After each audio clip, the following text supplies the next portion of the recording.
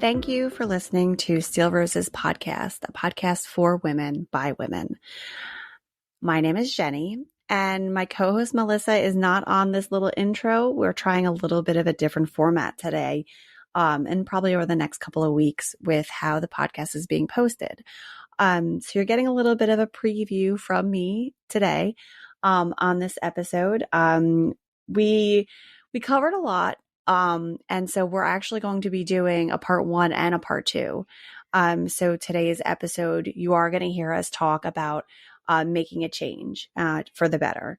This is something that, happens to everybody, that is focused on growing and changing. And, what are the pitfalls of that? So we do cover off on that on the first part of this episode. So we hope you enjoy it. Stick with us for part 2, and then, we'll let us know what you think. And if you like the new format, we can stick with it. Thank you all for listening, and we hope you enjoy this episode. Thank you for listening to Steel Roses, a podcast for women by women. My name is Jenny. And I'm Melissa. And we're here to bring you honest content in a space where we can still be real about the everyday challenges for women.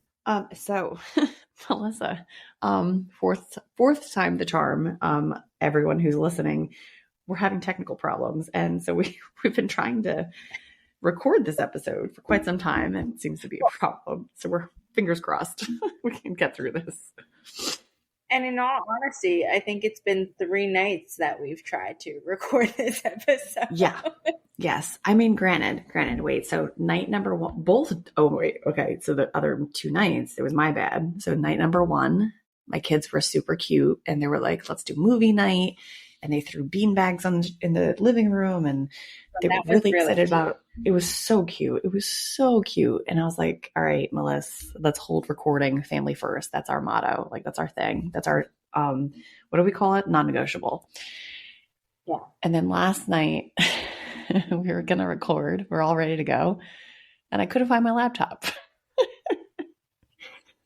That was hysterical, because I was like, wait, what?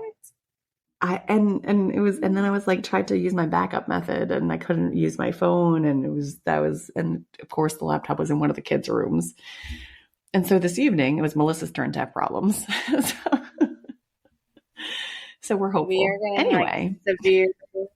Severe thunderstorms down here. And ever since, I guess it was last night, like they blew in it, like, I swear it shook the house. And ever since then, the internet's been like spotty. So, yeah, that could be it. Outside of our technical problems, we'll give you our little brief updates about our week. Melissa, I know you've already done this, but would you like to loop everybody in on your updates? This is the 4th go around, so I'm going to switch up my update, because actually you do it. Reminded me, talking about let's get a little sappy for just a minute. Neither of us like to get sappy, but I actually made a mental note of this. So we went, what was it? On Saturday, we went and had a family bowling day. It was just Matt, me, and my daughter Mia. And she'll be turning 3 next month. So it was really cute. So we took her for the first time last week. And then I think it was like Friday. She was like, can we go bowling this weekend? That's so cute. Mia, mommy, and daddy. So when we were there, it was really cute. Like they have the ramps that you push, like the little kid can push the ball down, right? So it was cute. And but she knocked down all the pins and she got a strike. Mm-hmm. And she goes, family high five. And she wanted her one hand on my hand and one hand on her dad's. And she was like, family high five. And that is so cute. Tell you, it was one of those moments where you can actually almost feel your heart glow. And I was like, it just like, those moments where it's like a mental image, like, you're going to save that one.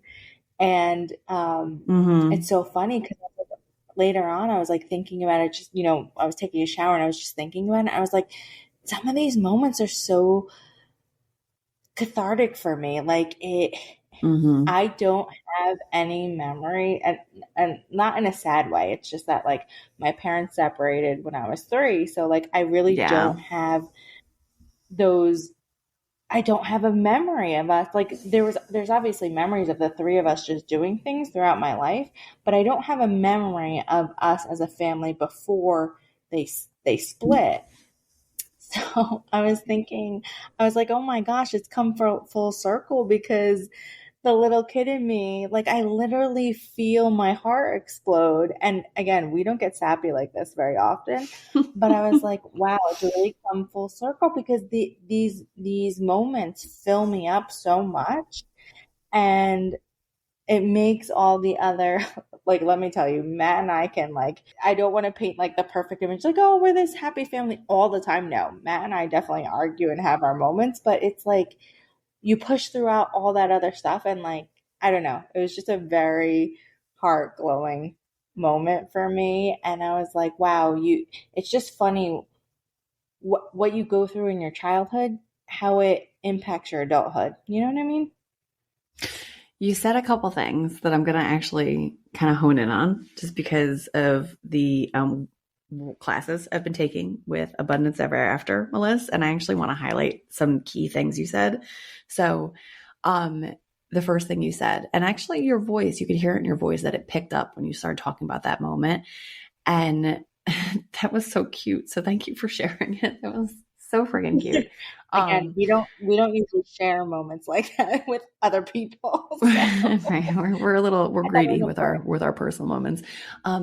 Well, you said a couple things there. So like you said, and you said your heart, you felt like you were glowing, and that feeling that you were having was the strongest positive vibrational pull that you could ever generate. And that feeling that you had was essentially you being fully in the moment and appreciating the moment. And I'm highlighting that just because of what I'm learning, and how when you're in the moment and you're not trying to take pictures of the moment and you're not trying to perfect the moment, you're just in it and you're having fun and you're enjoying yourself and you appreciate it. That's really what starts to set your life apart and set you down this other path of like continuing to bring moments like that over to you. A lot of, we're like saturated today with social, everything's on our phones, like not even just social media, everything's on our phones. We're literally carrying computers with us all over the place. Yeah, no. Highly distracting, highly distracting. There were several instances today where it was so cute. My kids were like all standing at the beginning of the pool at the stairs, and they were all 3 like in a row, like taking one step at a time to go into the pool. And I was watching them from the kitchen, and I said to my husband, I was like, oh my God, I was like, that is so sweet. Look at how sweet. He was like, get your phone, get a picture. And I was like, and I said to him, I was like, I don't like doing that every time. Like some of it is just, you want to just look at it and take it in, without having it through your phone, because then you're not really paying attention to the moment. You're paying attention to your phone. So I wanted to point that out. That's a really cool thing. And like the fact that you said, like, you felt this glow, like that's part of it. That's part of you generating this massive amount of positive vibrational energy in yourself. And then you're kind of like, that flows out into your family, it flows out to everybody around you. So that's wonderful. I love hearing that. That's fantastic. That's amazing. Yeah, Also, I got to tune in. You got to take the classes. You got to tune in. One other side note that I feel like we haven't actually talked about this before. Melissa and I are both divorced kids, so we unfortunately have these we have these divorce kid isms that we still talk about. And I'm going to be 40 this year. And Melissa, how old did you just turn? 36? 35. Don't age me, cousin. 35. I aged you. I did. My bad. I did. We have these moments still in our, mid 30s, late 30s, where being a divorced kid, like, kind of never stops being a pain in the ass. I'm just going to say it like that. It never stops being a pain in the ass. if we're going to really be real about something, I will say this. It's a huge pain in the ass. Huge pain in the ass. It's been a pain in the ass since it happened. It will always be a pain in the ass.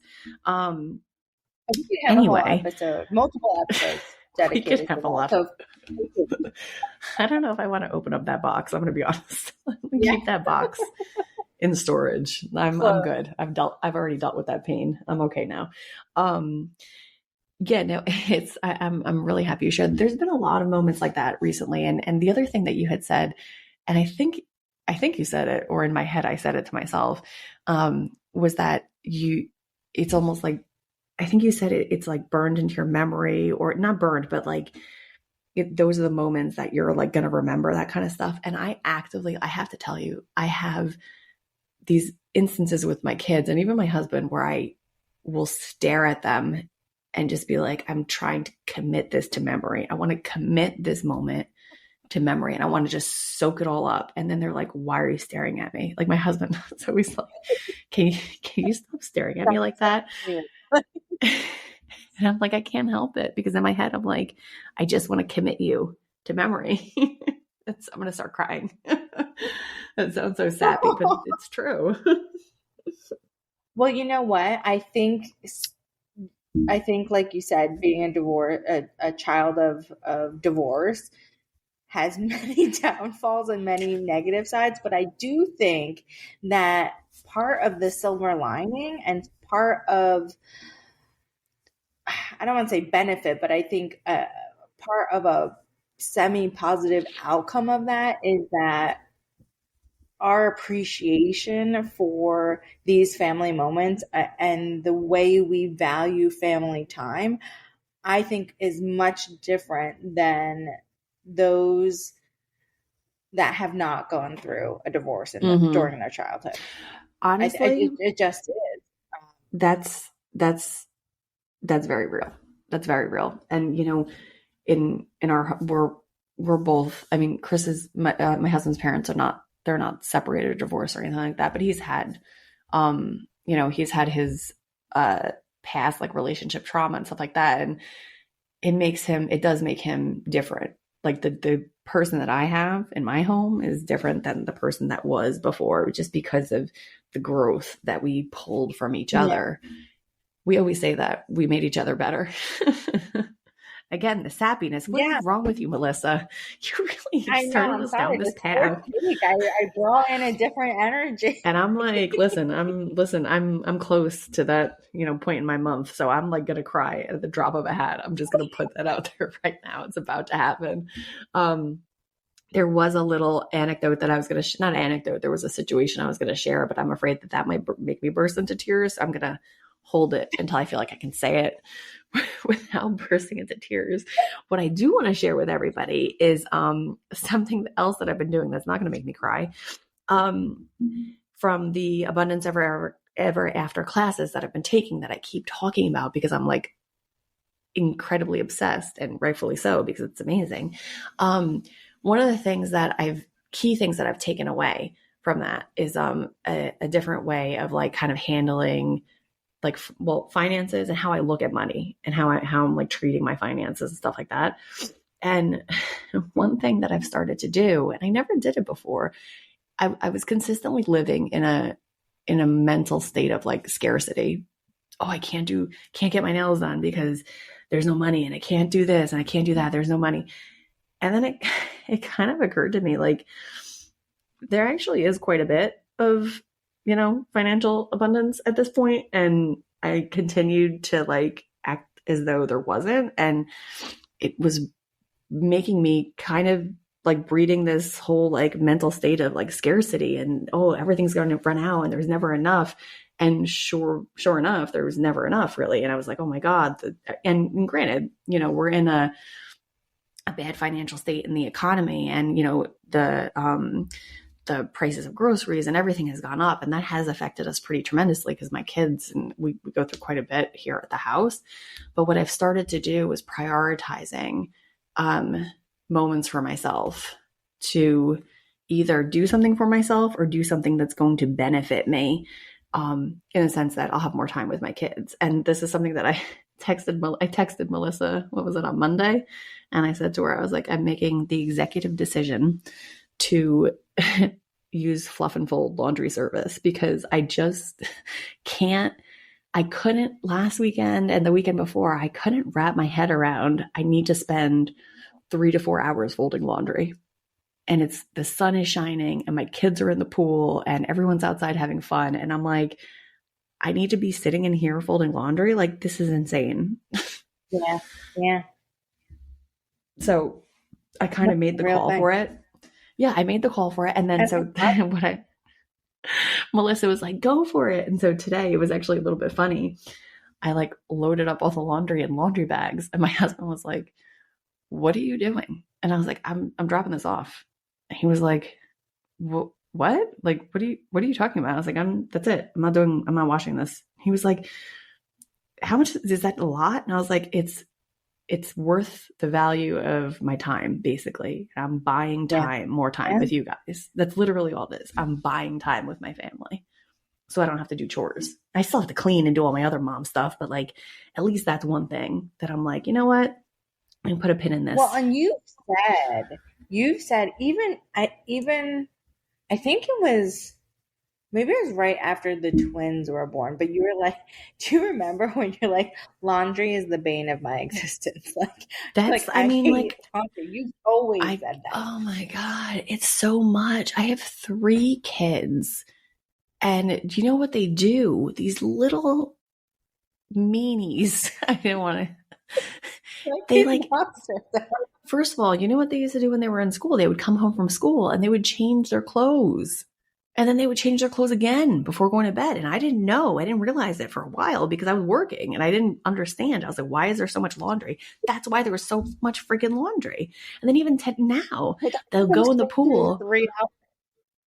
They will go in the pool and then they were getting out of the pool and going upstairs and changing. And then coming back and then they would go back in the pool, change their clothes again. And I was like, what the F? So really long story short, now everything's being Fluff and Fold. I mean, might not do it every weekend, whatever. I'll see what I have to work it out. But like, it gives you a break and it gives you more time with your family. Like, sometimes it's just nice to do something that's going to help you out. You know what I mean? Like, when was the last time you did something that, not an extravagance just because, but something that actually helped you? That's what I'm saying. Like that. And that's actually where I netted out with this, where I was like, hold up. I'm like, if I have to spend like $50 for someone else to wash and fold my clothes, that's really not that big of a deal. And that means that I can actually hang out with my kids and jump in the pool with them and be fun, as opposed to them always being like, do you know what it's like for me that they look at me and they're like, Mommy, do you have to work again? I'm like, oh my God. Drive that stake a little further in my heart. I'm like, please. Although I will say this though, and then we could move on from here because this is going a little long on the laundry problem. This is a very long. But my son, he was funny. He was like jumping in the pool. And I was like, I forgot what time it is, but I was still working. It was before 5:00. And I went outside and I was just checking on everybody. And he was like, Mommy, come on, jump in the pool. And I was like, okay, no problem. And I was kidding. And I go, all right, I'll cancel all my meetings for the rest of the day and I'll come and play with you all day. And he was like, oh, hold on. He was like, no, you need to get back to work. If you don't work, we don't have a house. We don't have food. He's like, you better get it back up there. I was like, oh, well, okay. I was like, I will go back to the office then. So early on, kids pick up. You know what I mean? Like connect the dots, kind of. Yeah, he was like, no, hold on a second. Go back to work. All right. Anyway, that clearly this has been a lot on my plate with the laundry. So that's why we're talking about it for so long. Anywho, since we digressed so much, I'm going to jump right into our topic. So last week we touched on something I really wanted to elaborate on a little bit more. And that was making changes in your life for the better. Now this could be any change. And, for example, like, it could be something like going to the gym, changing your job, getting a new partner or dumping someone or whatever, moving, eating habits, drinking habits, like literally any category, anything that you can think of that is like, oh, I need to make this shift. I can almost guarantee you that anytime you try to make a change in your life, there is going to be somebody in your circle that is going to like try to shit all over it basically and be like, oh, what are you doing? They're going to try to misdirect you, direct you away from it, all this stuff. Melissa, before I move forward, what do you think of that comment there in terms of like people will likely be like, what are you doing? Why are you making this change? Let's take a quick break. Are you interested in podcasting but not sure where to start? My name is Jenny Benitez, and I'm here to help guide you through your podcast launch and maintenance. Check out the link in the episode description for Podcasting Unboxed, your comprehensive startup guide. I am very excited to work with you. Yes, I 100% agree. I've also tried over the years to weed out those people because in those moments, it would make me realize, oh, wait a second, this person's kind of like frenemy. Frenemy? Like, they don't, frenemy. Yeah, like they may act like they support, my goals, my just well-being in general, but then sometimes these moments would show people's true colors. Now, if it's family, that's one thing, but if it's someone that's, more on the outside, it's like, okay, that's going to make me stop and pause. And even people that you're close to, sometimes it makes you stop and pause and I'm not saying like cut people out, but maybe put some boundaries in there that you may not have realized that you needed previously. I'm gonna say cut people out. No, hold on one second. Before I say that, let me say the rest of this, because I'm actually very cutthroat in that sense, and that's why I have about 5 people in my life. Yeah, I am. I'm pretty cutthroat with that. That's for my own sanity, and I'm very, and that's not even just with like that kind of thing. In general, when I've reached a certain point with anything, there's almost like, that's it. There's no turning back. I'm doing this. It's happening.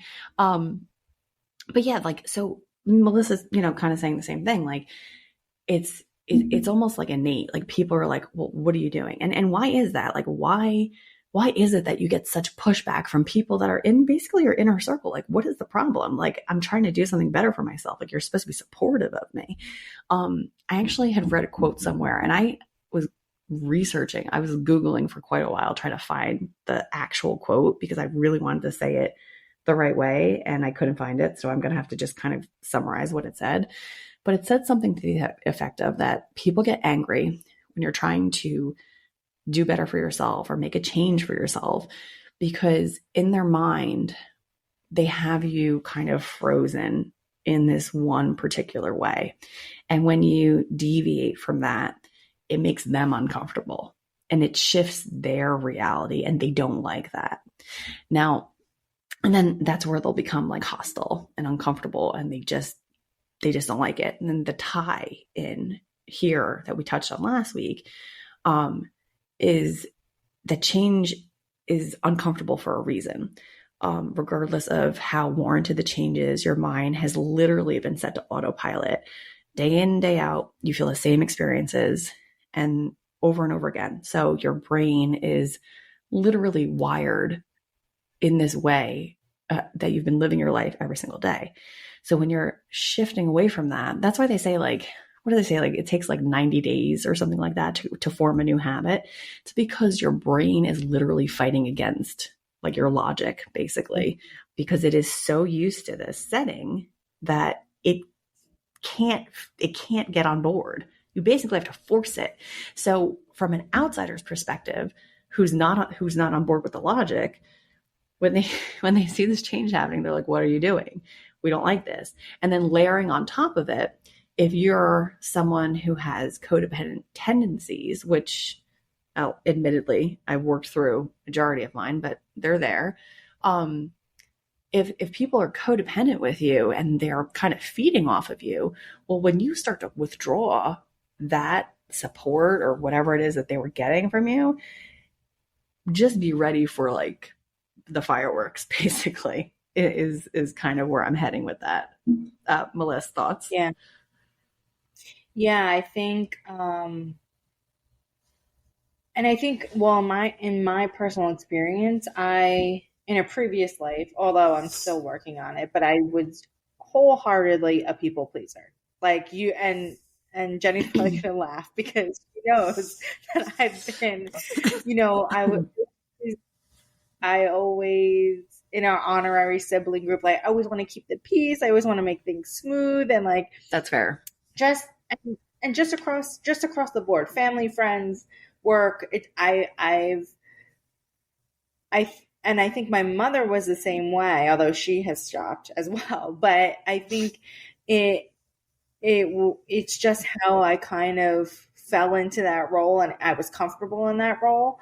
But when I hit, it's going to be so funny, but I think it was when I physically had to make those dietary changes for my health. When I hit that point and people were not supportive of that, and then I was like, well, you know what? I have to make myself better. And it really did change my entire life. And with that, I started just standing my ground across the board on a lot of different things. But yeah, I think you're right. I think you will if you're surrounding yourself with people that really at the end of the day don't have the utmost best intentions for you, you're going to experience a lot of pushback. Mm-hmm. And honestly, like I kind of said it, making them uncomfortable. It's making us uncomfortable. Like you're saying, right. You develop these patterns. It's making you uncomfortable. It's making them uncomfortable. And then if you have this tendency to again, whether it's people pleasing or codependency, it's difficult in the beginning to not fold to that, right? Right. Exactly. And we joked about it a little bit earlier, and I was like, oh, just cut those people out. I actually really mean that. Like, that's legit. I actually mean that. And, and she's done there's there's proof in the pudding. I've definitely done it. I do that because it sounds effed up, but I do it because if you're not supportive of something that is going to benefit me, then, or if you see, if you're not supportive and you can't open your mind to see, like, she's trying to do something for herself, she's trying to make better for herself, let her grow into that, then that's not a person that you want in your life. You don't want people in your life that are consistently like holding you back or holding you down or like throwing wrenches in the way. Like, stay away from those people, because the people you want to surround yourself with are the positive people that can see the light and help you get lit up about stuff. If you say to somebody, like, for example, like if you, or I don't know, drinking a lot or going out a lot, or if you're, being like lazy about, not lazy, that's not the right word. So I'm going to like scratch that from the record basically. But if you're basically like, if you're scared to take a leap to a new position, or, like anything that's really just like a shift, and you go to talk to someone and they're like kind of poo-poo it, they're like, oh, just stay where you are, you're fine, like life is good where you are, what are you doing?